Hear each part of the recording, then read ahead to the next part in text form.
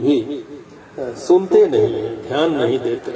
अपने को ही सबसे श्रेष्ठ मानने वाले, घमंडी, मूर्ख होते हुए अपने को महाविद्वान समझने वाले ये तथा अन्य बहुत पापों का अर्जन करने वाले अधर्मी जीव रात दिन रोते हुए यम मार्ग में जाते हैं।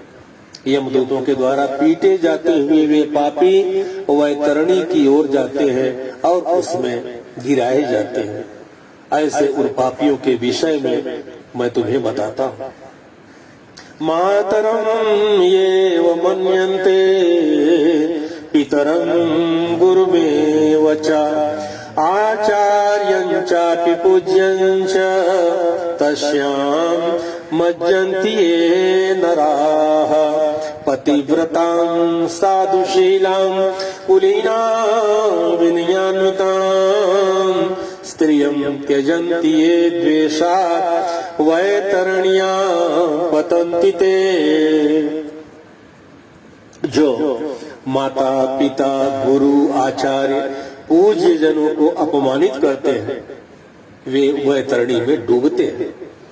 जो पुरुष पतिव्रता सच्चरित्र उत्तम कुल में उत्पन्न विनय से युक्त स्त्री को द्वेष के कारण छोड़ देते हैं वे वैतरणी में पड़ते हैं। जो हजारों गुणों के होने पर भी सत्पुरुषों में दोष का आरोपण करते हैं और उनकी अवहेलना करते हैं वे वैतरणी में पड़ते हैं। ब्राह्मणाय प्रतिश्रुत्या यथार्थं न ददाति यः आहूय नास्ति यो ब्रूयात् तयोर्वासश्च सन्ततम् स्वयं दत्तापहर्ता च दानं दत्त्वानुतापकः परवृत्तिहरश्चैव दाने दत्ते निवारकः। जो वचन दे करके ब्राह्मण को यथार्थ रूप से दान नहीं देते और बुला करके जो व्यक्ति नहीं है ऐसा बोलते हैं वे दोनों सदा वैतरणी में निवास करते हैं। स्वयं दी हुई वस्तु का जो अपहरण कर लेता है दान देकर पश्चाताप करता है, जो दूसरे की आजीविका का हरण करता है, दान देने से रोकता है, यज्ञ का विध्वंस करता है, कथा भंग करता है, क्षेत्र की सीमा का हरण कर लेता है, जो गोचर भूमि को जोतता है वह वैतरणी में पड़ता है। ब्रह्म कर्म से चित मांस भोजी, मद्य पीने वाला, उच्छृंखल स्वभाव वाला, शास्त्र के अध्ययन से रहित और वेद पढ़ने वाला शूद्र, यज्ञोपवीत धारण करने वाला शूद्र, ब्राह्मणी का पति बनने वाला शूद्र, राज महिषी के साथ व्यभिचार करने वाला, पराई स्त्री का अपहरण करने वाला, कन्या के साथ कामाचार की इच्छा, सभी मार्गों को पार करके पापी यम के भवन में पहुंचते हैं और पुनः यम की आज्ञा से यमदूत उन्हें वैतरणी में फेंक देते हैं। हे खगराज, यह वैतरणी नदी कष्ट प्रदान करने वाले सभी प्रमुख नरकों में भी सर्वाधिक कष्टप्रद है, इसलिए यमदूत पापियों को उस वैतरणी में फेंकते हैं। कृष्णा गौर्यादिनो दत्ता नोर्ध्वदेह क्रियाकृता तस्यां भुक्त्वा महद्दुःखम् यान्ति वृक्षं तथोद्भवम्। जिसने अपने जीवन काल में कृष्णा गौ का दान नहीं किया अथवा मृत्यु के पश्चात जिसके उद्देश्य से बांधवों द्वारा कृष्णा गौ नहीं दी गई, जिसने अपनी और दैहिक क्रिया नहीं कर ली या जिसके उद्देश्य से और दैहिक क्रिया नहीं की गई हो, वे वैतरणी में महान दुख भोग करके वैतरणी तट स्थित शाल्मली वृक्ष में जाते हैं। जो झूठी गवाही देने वाले, धर्म का ढोंग करने वाले, छल से धन का अर्जन करने वाले, चोरी से अपनी जीविका चलाने वाले, अत्यधिक वृक्षों को काटने वाले, वन और वाटिका को नष्ट करने वाले, व्रत और तीर्थ का परित्याग करने वाले, विधवा के शील को नष्ट करने वाले हैं। जो स्त्री अपने पति को दोष लगाकर पर पुरुष में आसक्त होने वाली होती है, ये सभी और इस प्रकार के अन्य पापी भी शाल्मली वृक्ष द्वारा बहुत ताड़ना प्राप्त करते हैं। पीटने से नीचे गिरे हुए उन पापियों को यमदूत नरकों में फेंकते हैं। उन नरकों में जो पापी गिरते हैं उनके विषय में गरुड़ मैं तुम्हें बताता हूँ। वेदों की निंदा करने वाले नास्तिक, मर्यादा का उल्लंघन करने वाले, कंजूस, विषयों में डूबे रहने वाले, दंभी तथा कृतज्ञ मनुष्य निश्चय ही नरकों में गिरते हैं। जो कुआं, तालाब, बावली, देवालय तथा सार्वजनिक स्थान, धर्मशाला आदि को नष्ट करते हैं, ये सभी निश्चय ही नरक में गिरते हैं। स्त्रियों, छोटे बच्चों, नौकरों तथा श्रेष्ठ जनों को छोड़कर एवं पितरों और देवताओं की पूजा का परित्याग करके जो भोजन करते हैं, ये सब नरक में जाते हैं। जो मार्ग को कीलों से, पुलों से, लकड़ियों से तथा पत्थरों एवं कांटों से रोकते हैं, ये सब नरकगामी होते हैं। शिवं शिवं हरिं सूर्यं गणेशं सद्गुरुं बुधं न पूजयन्ति ये मंदाः ते वै नरकगामिनः। ब्राह्मणानां च कलहं गोयुद्धं कलह प्रियाः ये वर्जयन्नुमोदन्ते ते वै नरकगामिनः। जो मंद पुरुष भगवान शिव, भगवती शक्ति, नारायण, सूर्य, गणेश, सद्गुरु और विद्वान ब्राह्मण इनकी पूजा नहीं करते, ये सब नरक में जाते हैं। दासी को अपनी शैया पर आरोपित करने से ब्राह्मण अधोगति को प्राप्त होता है और शूद्रा में संतान उत्पन्न करने से वह ब्राह्मणत्व से भी च्युत हो जाता है। वह ब्राह्मणाधम कभी भी नमस्कार करने योग्य नहीं होता। दूसरों के कलह से प्रसन्न होने वाले जो मनुष्य ब्राह्मणों के कलह और गौओं की लड़ाई को नहीं रुकवाते हैं, बल्कि ऐसा देख करके प्रसन्न होते हैं अथवा उनका समर्थन करते हैं, बढ़ावा देते हैं, वे अवश्य ही नरक में जाते हैं। जिसका कोई दूसरा शरण नहीं है, ऐसी पति परायणा स्त्री के ऋतुकाल की द्वेषवश उपेक्षा करने वाले निश्चय ही नरकगामी होते हैं। जो कामांध पुरुष रजस्वला स्त्री से गमन करते हैं अथवा पर्व के दिनों, अमावस्या, पूर्णिमा आदि में, जल में, दिन में अथवा श्राद्ध के दिन कामुक होकर स्त्री संग करते हैं, वे नरकगामी होते हैं। ये शरीरम मलम वहनो प्रक्षिपन्ति जले पिच आरामे पथि गोष्ठे वा ते वै नरकगामिनः। जो अपने शरीर के मल को आग, जल, उपवन, मार्ग अथवा गौशाला में फेंकते हैं, ये निश्चय ही नरक में जाते हैं। जो हथियार बनाने वाले, बाण और धनुष का निर्माण करने वाले और इनका विक्रय करने वाले हैं, ये निश्चय नरकगामी होते हैं। चमड़ा बेचने वाले वैश्य, केश का विक्रय करने वाली स्त्रियां तथा विष का विक्रय करने वाले, ये सभी नरकगामी होते हैं। जो अनाथ के ऊपर कृपा नहीं करते हैं, सत्पुरुषों से द्वेष करते हैं और निरपराध को दंड देते हैं, वे नरकगामी होते हैं। आशा लगाकर घर पर आए हुए ब्राह्मणों और याचकों को पाक संपन्न रहने पर भी, भोजन बने रहने पर भी जो भोजन नहीं कराते, वे निश्चय ही नरक प्राप्त करने वाले होते हैं। जो सभी प्राणियों में विश्वास नहीं करते और उन पर दया नहीं करते तथा जो सभी प्राणियों के प्रति कुटिलता का व्यवहार करते हैं वे निश्चय ही नरकगामी होते हैं। जो अजितेंद्रिय पुरुष नियमों को स्वीकार करके बाद में उन्हें त्याग देते हैं वे नरकगामी होते हैं। अध्यात्म विद्या दातारम नैव मन्यन्ति ये गुरुन् तथा पुराण वक्तारं ते वै नरकगामिनः।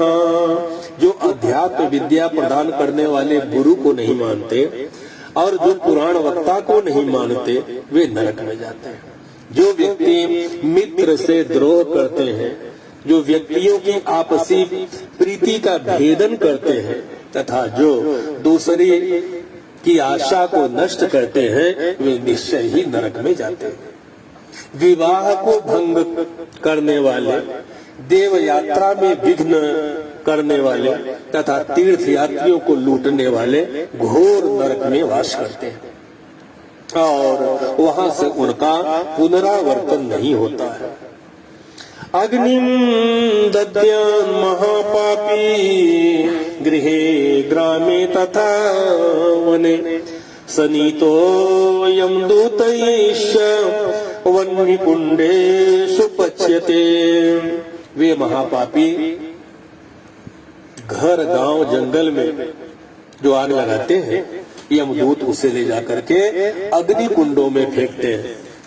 इस अग्नि से जले हुए अंग वाले वह पापी जब छाया की याचना करते हैं तो यमदूत उसे असिपत्र नामक वन में ले जाते हैं और वहां तलवार के समान तीक्ष्ण पत्तों से जब उनके अंगों को काटे जाते हैं, कट जाते हैं, तब यमदूत उनसे कहते हैं कि रे पापी शीतल छाया की सुख की नींद में अब सो ले। पानीयं पातुमिच्छिन्वै तृषार्थो यदि याचते पानार्थं तैलमत्युष्णं तदा दूतै प्रदीयते। जब वो प्यास से व्याकुल होकर के जल पीने की इच्छा से पानी मांगता है तो दूतों द्वारा उसे खौलता हुआ तेल पीने के लिए दिया जाता है। पानी पियो और अन्न खाओ, ऐसा उस समय यमदूतों के द्वारा उसे कहा जाता है। उस अति उष्ण तेल के पीते ही उनकी आंतें जल जाती हैं और वे गिर पड़ते हैं। किसी प्रकार पुनः उठकर अत्यंत दीन की भांति प्रलाप करते हैं। विवश होकर ऊर्ध्व श्वास लेते हुए वे कुछ कहने में भी समर्थ नहीं हो पाते।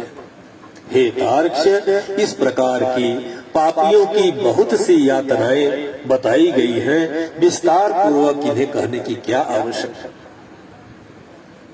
इनके संबंध में सभी शास्त्रों में कहा गया है।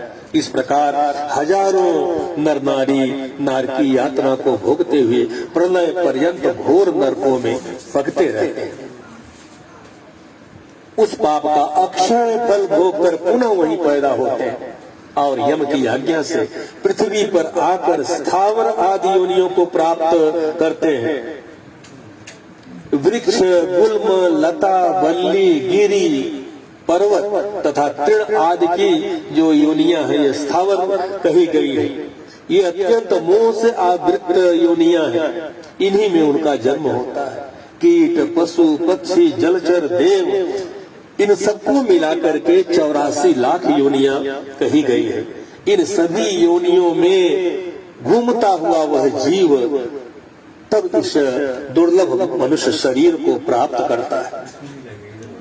मनुष्य में योनि में भी नरक से आए व्यक्ति चांडाल के घर में जन्म लेते हैं और उसमें भी कुष्ठ आदि जो पाप चिन्ह है उससे युक्त होते हैं और बड़े दुखी रहते हैं।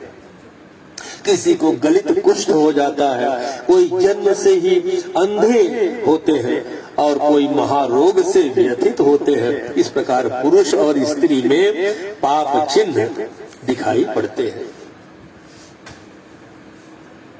गुरु पुराणे सारोद्धारे नरक पदप्रावचन निरूपणम। ओम ब्रह्मार्पणमस्तु।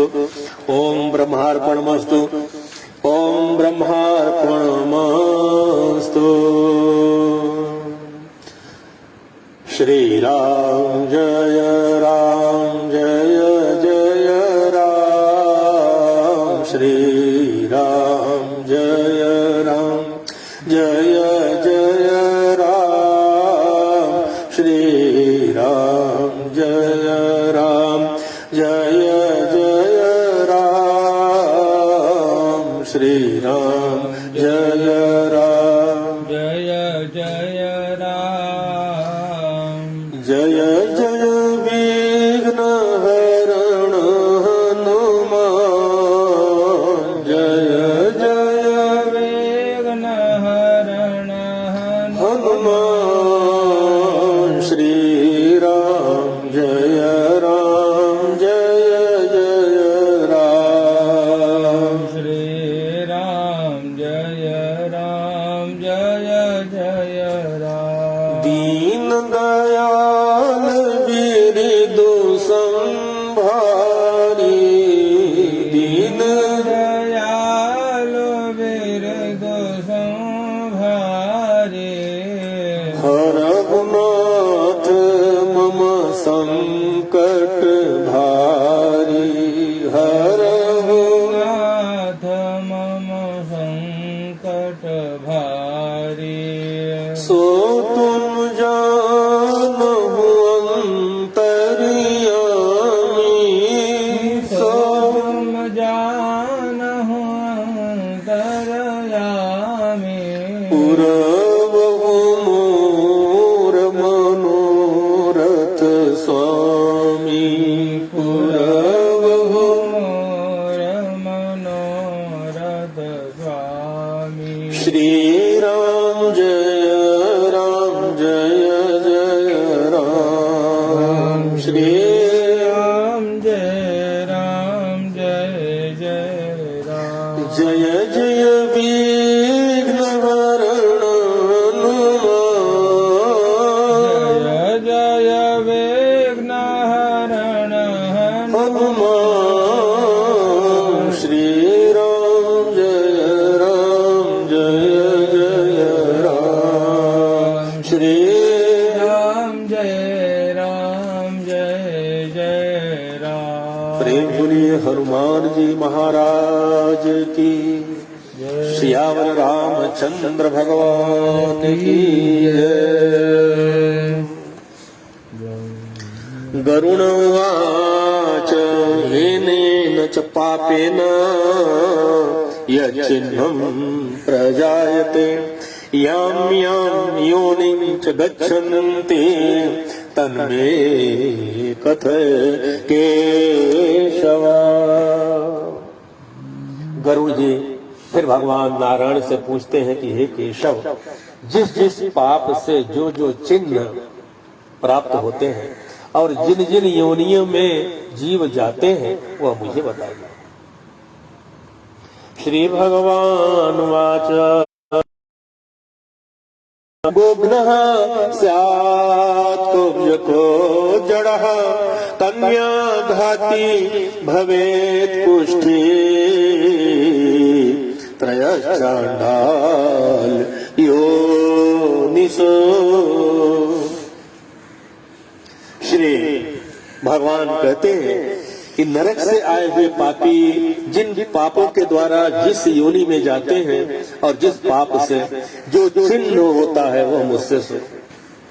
ब्रह्म हत्यारा क्षय रोगी होता है, गाय की हत्या करने वाला मूर्ख और कुबड़ा होता है, कन्या की हत्या करने वाला कोढ़ी होता है, और ये तीनों पापी चांडाल योनि को प्राप्त होते हैं। स्त्री की हत्या करने वाला तथा गर्भपात करने वाला भिल्ल होकर के रोगी होता है।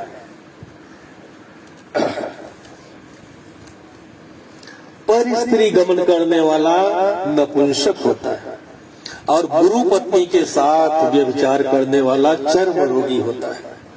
मांस का भोजन करने वाले का अंग अत्यंत लाल होता है, और मद्य पीने वाले के दांत काले होते हैं, लालच बस अभक्ष्य भक्षण करने वाले ब्राह्मण को महोदर रोग होता है। जो दूसरे को दिए बिना मिष्ठान्न खाता है उसे गले में गंडमाला रोग होता है। गर्व से गुरु का अपमान करने वाला मनुष्य मिर्गी का रोगी होता है। वेद शास्त्र की निंदा करने वाला निश्चित ही पांडु रोगी होता है।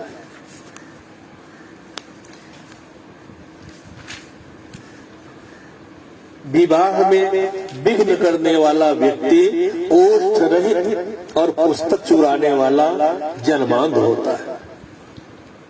गाय और ब्राह्मण को पैर से मारने वाला लूला लंगड़ा होता है। झूठ बोलने वाला हकला करके बोलने वाला होता है और झूठी बात सुनने वाला बहरा होता है। विष देने वाला मूर्ख और उन्मत्त तथा आग लगाने वाला, मांस बेचने वाला, ये अभागे और दूसरे का मांस खाने वाले रोगी होते हैं। रत्नों का अपहरण करने वाले हीन जाति में जन्म लेते हैं। सोना चुराने वाले नख रोगी और अन्य धातुओं को चुराने वाले निर्धन होते हैं। अन्न चुराने वाले चूहा बनते हैं और धान चुराने वाले टिड्डी होते हैं। पानी की चोरी करने वाला चातक और विष का व्यवहार करने वाला बिच्छू होता है। शाक पात चुराने वाला मोर होता है। शुभ गंध वाली वस्तुओं को चुराने वाला छछुंदरी होता है और मधु चुराने वाला डांस होता है। मांस चुराने वाला गीध और नमक चुराने वाला चींटी होता है। पान, फल तथा पुष्प आदि की चोरी करने वाला वन में बंदर होता है। जूता, घास तथा कपास को चुराने वाला भेड़ योनि में उत्पन्न होता है। जो क्रूर कर्मों से आजीविका चलाने वाला होता है, मार्ग में यात्रियों को लूटता है और जो आखेट का व्यसन रखने वाला है वह कसाई के घर का बकरा होता है। विष पी करके जो प्राण त्यागता है वह पर्वत पर काला नाग होता है। जिसका स्वभाव अमर्यादित है वह निर्जन वन में हाथी होता है। वैश्य देव न करने वाले तथा सब कुछ खा लेने वाले, द्विज और बिना परीक्षण किए भोजन कर लेने वाले व्यक्ति निर्जन वन में व्याघ्र होते हैं।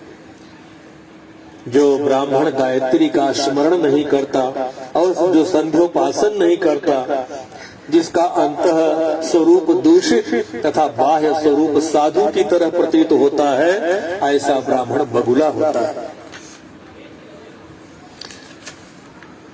जिनको यज्ञ नहीं करना चाहिए उनके यहाँ यज्ञ करने वाला ब्राह्मण गांव का सुअर होता है। क्षमता से अधिक यज्ञ कराने वाला गर्दभ और बिना आमंत्रण के भोजन करने वाला कौआ होता है। जो सतपात्र शिष्य को विद्या नहीं प्रदान करता ऐसा ब्राह्मण बैल होता है। गुरु की सेवा न करने वाला शिष्य बैल और गधा होता है। और गुरु के प्रति अपमान के तात्पर्य से हूँ या तू शब्दों का उच्चारण करने वाला और वाद विवाद में ब्राह्मण को पराजित करने वाला जल विहीन अरण्य में ब्रह्म राक्षस होता है। प्रतिज्ञा करके द्विज को दान न देने वाला सियार होता है। सत्पुरुषों का आदर करने वाला व्यक्ति, सत्पुरुषों का अनादर करने वाला व्यक्ति अग्निमुख सियार होता है। मित्रों से द्रोह करने वाला पर्वत का गीध होता है। क्रय में धोखा देने वाला उल्लू, वर्णाश्रम की निंदा करने वाला कबूतर, आशा को तोड़ने वाला और स्नेह को नष्ट करने वाला, द्वेष बस स्त्री का परित्याग कर देने वाला बहुत काल तक चकोर होता है। माता पिता गुरु से द्वेष करने वाला, बहन और भाई से शत्रुता करने वाला हजारों जन्मों तक गर्भ में या योनि में नष्ट होता रहता है। सास ससुर को अपशब्द कहने वाली स्त्री तथा नित्य कलह करने वाली स्त्री जलजोक होती है और पति की भर्त्सना करने वाली नारी जू होती है।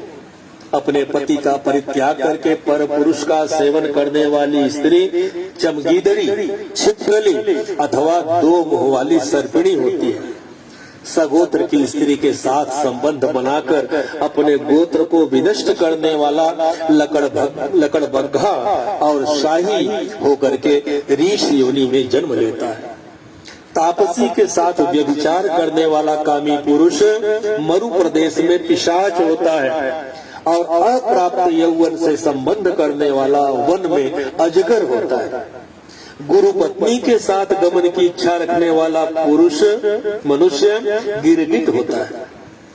राजपत्नी के साथ गमन करने वाला ऊंट तथा मित्र की पत्नी के साथ गमन करने वाला गधा होता है।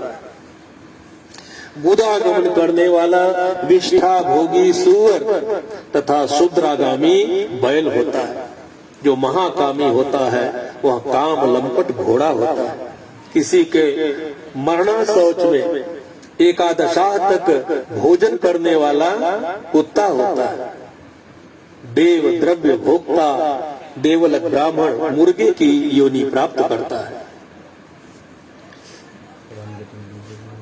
महापातक से प्राप्त अत्यंत घोर एवं दारुण नरकों का भोग प्राप्त करके महापात की व्यक्ति कर्म के क्षय होने पर पुनः इस मृत्यु लोक में जन्म लेते हैं। सोना चुराने वाला कीड़ा मकोड़ा तथा पतंग की योनि प्राप्त करता है। पर स्त्री का हरण करने वाला, धरोहर हरण करने वाला, ब्राह्मण के धन का हरण करने वाला ब्रह्म राक्षस होता है। ब्राह्मण के धन कपट स्नेह से खाने वाला 7 पीढ़ियों तक अपने कुल का विनाश करता है और बलात्कार तथा चोरी के द्वारा खाने पर जब तक चंद्रमा और तारकों की स्थिति होती है तब तक वह अपने कुल को जलाता रहता है। लोहे और पत्थर के चूर्ण तथा विष को व्यक्ति पचा सकता है, पर तीनों लोकों में ऐसा कौन व्यक्ति है जो ब्राह्मण के धन को पचा सकता है। ब्राह्मण के धन से पोषित की गई सेना तथा वाहन युद्ध काल में बालू से बने सेतु बांध के समान नष्ट भ्रष्ट हो जाते हैं।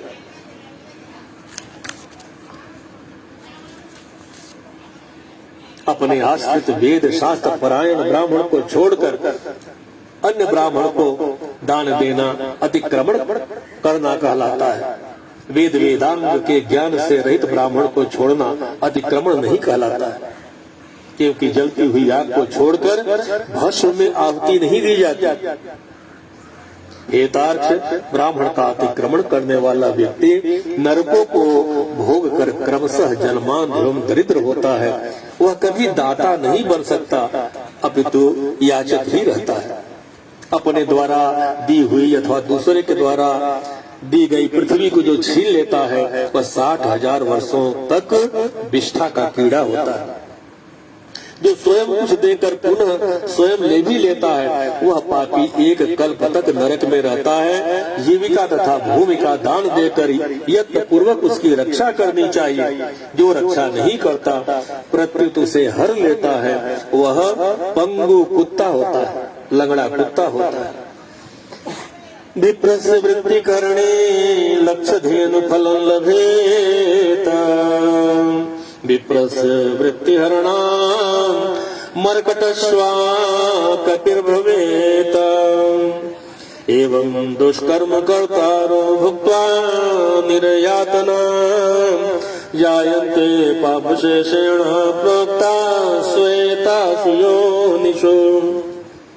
ब्राह्मण को आजीविका देने वाला व्यक्ति 1,00,000 गोदान का फल प्राप्त करता है और ब्राह्मण की वृत्ति का हरण करने वाला बंदर, कुत्ता तथा लंगूर होता है।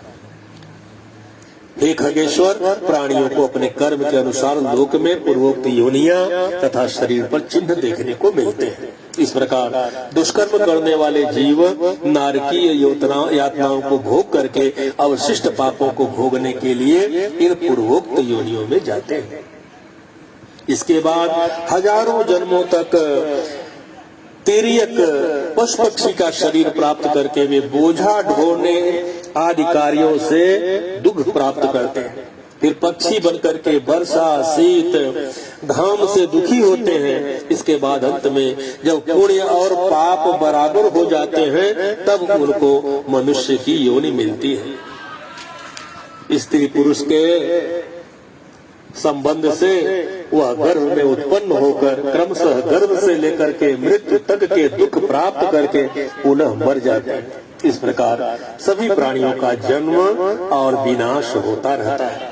यह जन्म मरण का चक्र चारों प्रकार की सृष्टियों में चलता रहता है। मेरी माया से प्राणी रहट की भांति ऊपर नीचे की योनियों में भ्रमण करते रहते हैं। कर्म पाश से बंधे रहने पर कभी भी वे नरक में और कभी भूमि पर जन्म लेते हैं। अदत्तदाना च भवे दरिद्रो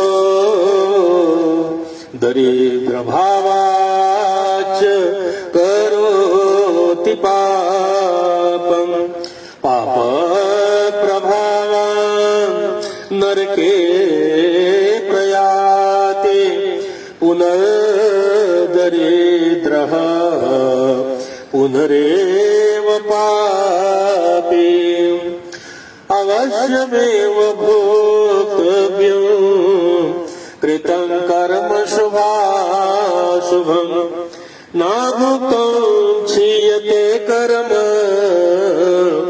कल्पकोटि शतैरपि।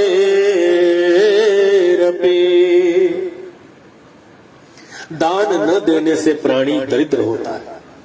दरिद्र हो जाने पर फिर पाप करता है। पाप के प्रभाव से नरक में जाता है और नरक से लौटकर पुनः दरिद्र और पुनः पापी होता है। प्राणी के द्वारा किए गए शुभ और अशुभ कर्मों का फल भोग उसे अवश्य ही भोगना पड़ता है, क्योंकि सैकड़ों कल्पों के बीत जाने पर भी बिना भोग कर्म फल का नाश नहीं होता है।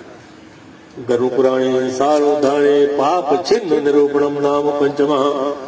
ओम ब्रह्मार्पणमस्तु ब्रह्मार्पणमस्तु ओम ब्रह्मार्पणमस्तु। प्रेम बोलिए श्री लक्ष्मी नारायण भगवान की जय।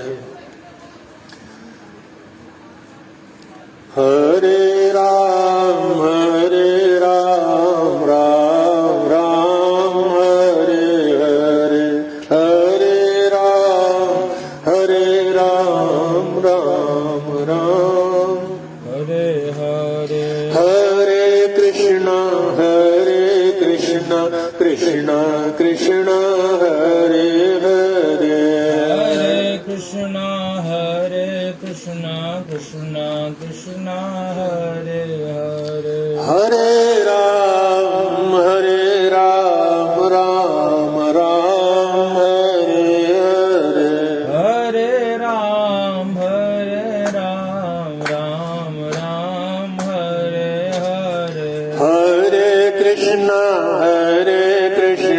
कृष्णा कृष्णा हरे हरे, हरे कृष्णा कृष्णा कृष्णा हरे हरे, हरे राम राम राम हरे हरे, राम राम हरे हरे, हरे कृष्णा कृष्णा कृष्णा हरे हरे, कृष्णा कृष्णा कृष्णा हरे हरे हरे, हरे राम राम राम हरे हरे, हरे राम राम हरे हरे, हरे कृष्णा कृष्णा कृष्णा हरे हरे, हरे कृष्णा कृष्णा कृष्णा हरे हरे।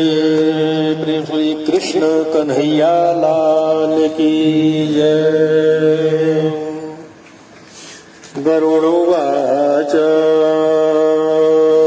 कथमुत्पद्यते मातुः जठरे नरकागत गर्भादिदुःखं यद्भुङ्क्ते तन्मे कथय केशव।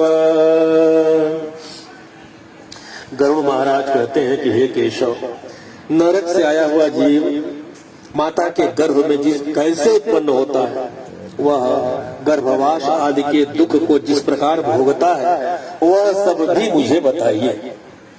विष्णुर्वाच स्त्री पुंसौ प्रसंगेन निरुद्धे शुक्र शोणिते यथायं जायते मर्त्य तथा वक्ष्यामि अहम तव। ऋतु मध्ये हि पापानां देहोत्पत्ति प्रजायते इंद्रस्य ब्रह्महत्यास्ति यस्मिन् तस्मिन् दिनत्रये।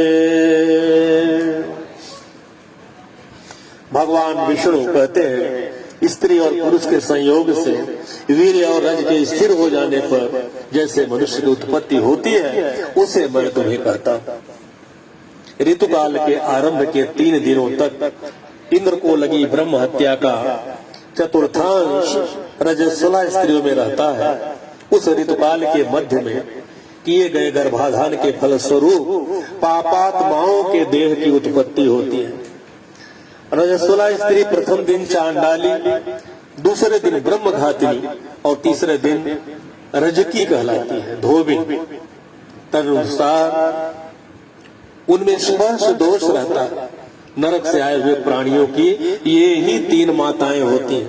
दैव की प्रेरणा से कर्म अनुरोधी शरीर प्राप्त करने के लिए प्राणी पुरुष के वीर कण का आश्रय लेकर स्त्री के उदर में प्रविष्ट होता है।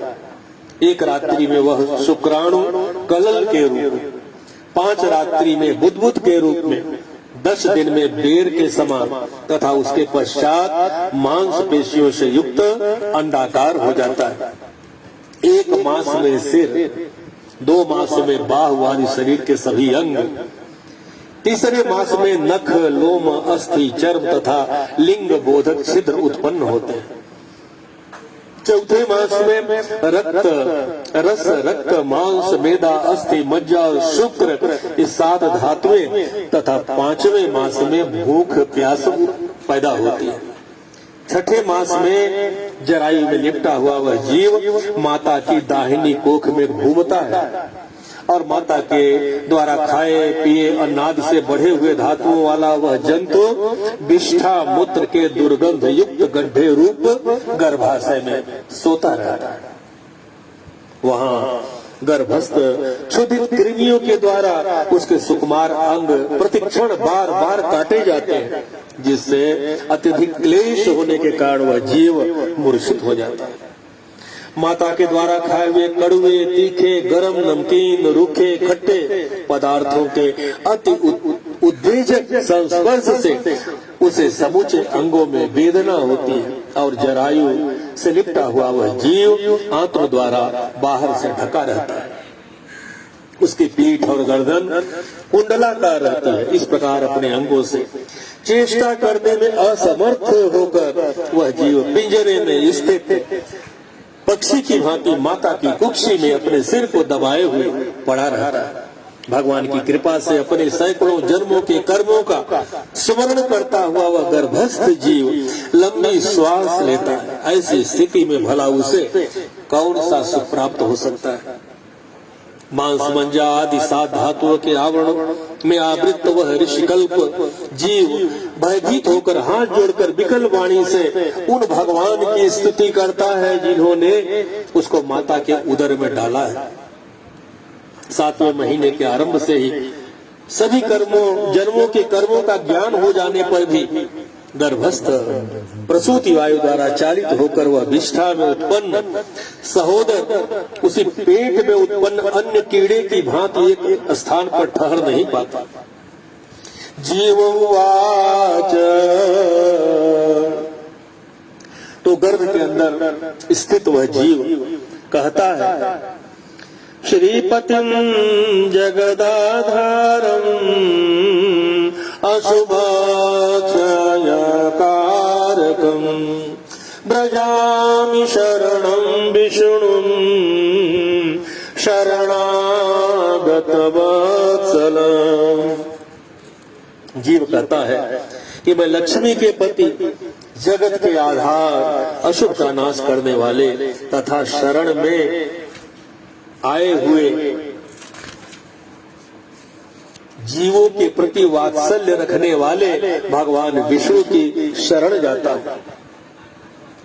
त्वन्माया मोहितो देहे यथा पुत्र कलत्रके अहं ममाभिमानेन गतोऽहं नाथ संसृतिं कृतं परिजनस्यार्थे मया कर्म शुभाशुभम् एकाकी तेन दग्धोऽहम् गतास्ते फलभागिनः यदि योन्या प्रमुच्येऽहम् तत् स्मरिष्ये पदं तव तत् स्मरिष्ये पदं तव तमुपायं करिष्यामि